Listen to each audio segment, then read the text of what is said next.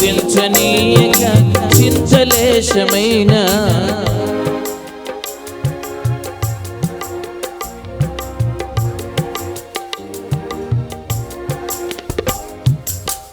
అడిగితే పాడతారన్నమాట. మేము పాడుకోవాలి, మళ్ళీ అడుక్కోవాలి మిమ్మల్ని. ట్రై చేద్దాం, అందరం పాడదాం. కనుక ఈరోజు పరిస్థితి అలాగ ఉంది. ఈ చరణం పాడినట్టు ఆకాశం మంబులతో నిండిపోయిన ఆవేదన గుండెల్ని పిండి వేసిన, అయినా కూడా వర్షం వచ్చినా మోకాళ్ళలోకి నీళ్ళున్నా కూడా మనకు నిరీక్షణ ఉంది. ఆమేన్. పాడండి, అందరూ పాడండి. నిరీక్షణతో సాగేదా ఎంత దూరమైన, సమీపించనీయక చింతలేశమైన,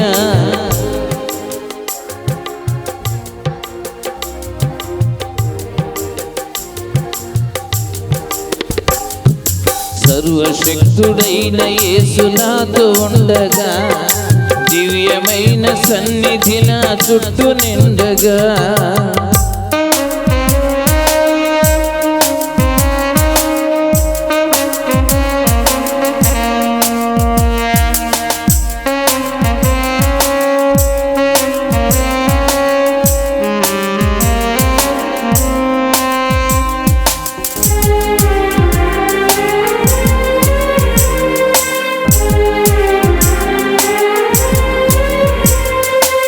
అలసటతో నా దేహం బండబారిన, కదలనని పాదములో మొండికేసిన, అలసటతో నా దేహం బండబారిన, కదలనని పాదములో మొండికేసిన, నిరీక్షణతో సాగేదా ఎంత దూరమైన, సమీపించనీయక చింతలేశమైన,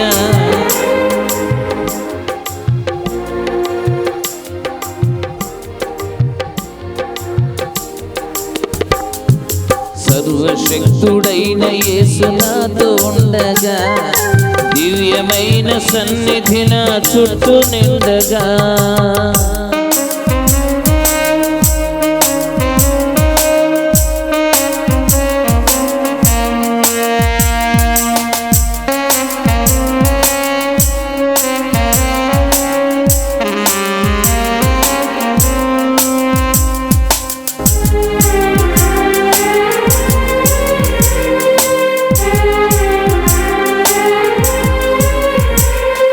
సేదలీసు సెలయేలు ఎండిపోయిన, ఆదరించు స్నేహితులు వీడిపోయిన, సేదలీసు సెలయేలు ఎండిపోయిన, ఆదరించు స్నేహితులు వీడిపోయిన, నిరీక్షణతో సాగేదా ఎంత దూరమైన, సమీపించనీయక చింతలేశమైన,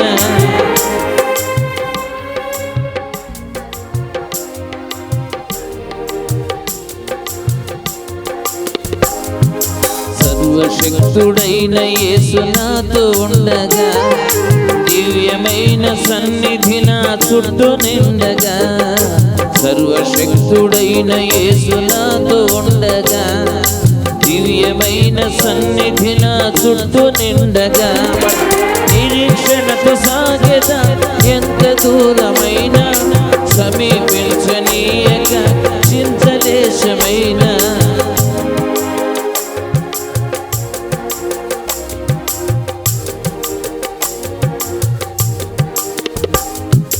నిరీక్షణతో సాగేదా ఎంత దూరమైన, సమీపించనీయక చింతలేశమైన,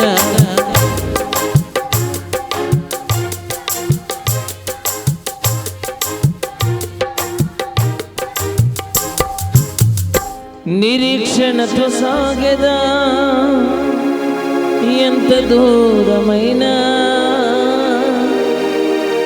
సమీపించనీయక చింతలేశమైన.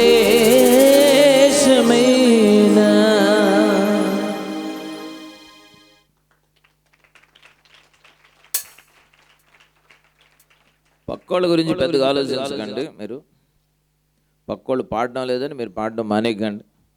పక్కోళ్ళు చప్పట్లు కొట్టట్లేదని మీరు కొట్టడం మానేయకండి.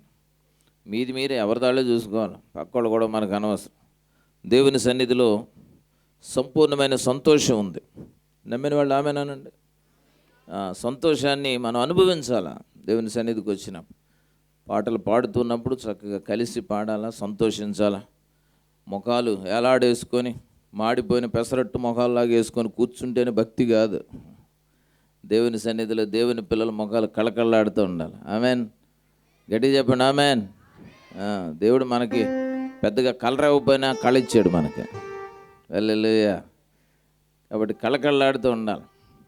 ఎంతటి వాడని నేను యేసయ్యా, కొంతైనా యోగ్యుడను కానయ్యా, ఇంతగా నువ్వు హెచ్చించుటకు, ఈ స్థితిలో నన్ను ఉంచుటకనే పాట. 102వ పాట.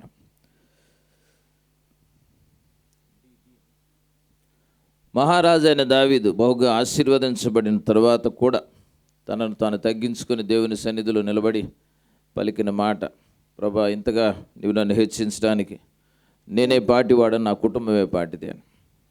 కనుక ఇవాళ మనం చూస్తాం, ఏదైనా దేవుడు కొద్దిగా ఆశీర్వదిస్తే, కొంచెం ఏమన్నా పక్క వాళ్ళకి లేనిదేమన్నా మనకిస్తే మనల్ని ఎవడు పట్టుకోలేడు. ఎంత ఎగిరెగిరి పడతాం కదా. కానీ దేవుడు తగిన సమయమందు మనల్ని హెచ్చించాలని బలిష్టమైన చేతి క్రింద దీన మనస్కులై ఉండాలి అని దేవుని గ్రంథం చెబుతుంది. కనుక ఈ పాట మనం జ్ఞాపకం చేసుకుందాం. ఇది చాలామంది పరిచయమైన పాట. ఎంతటి వాడని నేను 102వ పాట. ప్రియమైన గ్రామస్తులకు మరొకసారి నేను ఆహ్వానం తెలియజేస్తూ ఉన్నాను. మరి ఈ మూలనున్న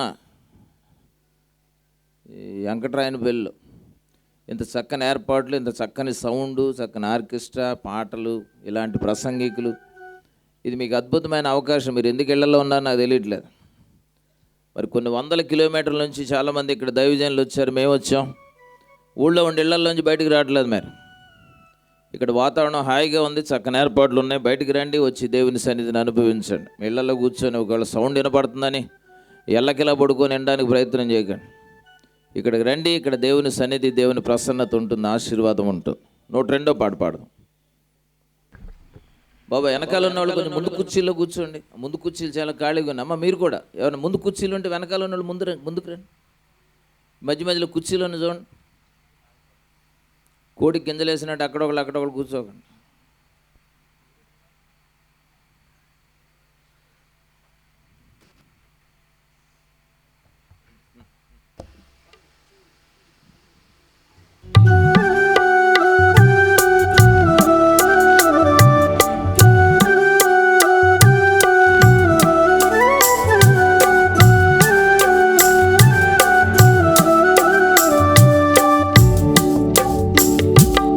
ఎంతటి వాడను నేను యేసయ్యా, కొంతైనా యోగ్యుడను కానయ్యా.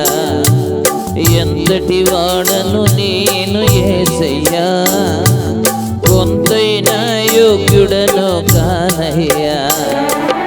ఇంతగా నన్ను హెచ్చించుటకు, ఈ స్థితిలో నన్ను ఉంచుటకు, ఇంతగా నన్ను హెచ్చించుటకు,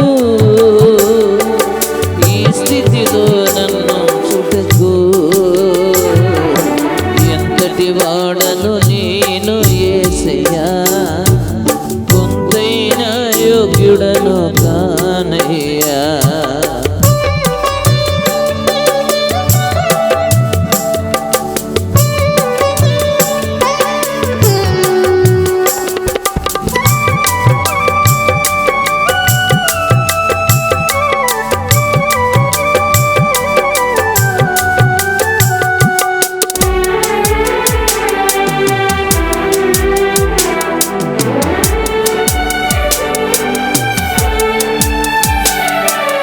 ఐశ్వర్యము గొప్పతనమును కలిగించు దేవుడవీవే, హెచ్చించు వాడవును, బలమిచ్చు వాడవు నీవే. ఐశ్వర్యము గొప్పతనమును కలిగించు దేవుడవీవే, హెచ్చించు వాడవును, బలమిచ్చు వాడవు నీవే.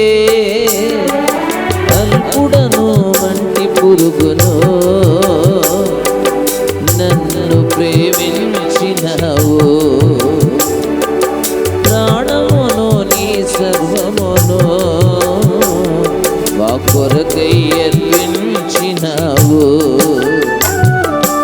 ఎంతటి వాడను నేను యేసయ్యా, కొంతైనా యోగ్యుడను కానయ్యా. ఎంతటి వాడను నేను యేసయ్యా,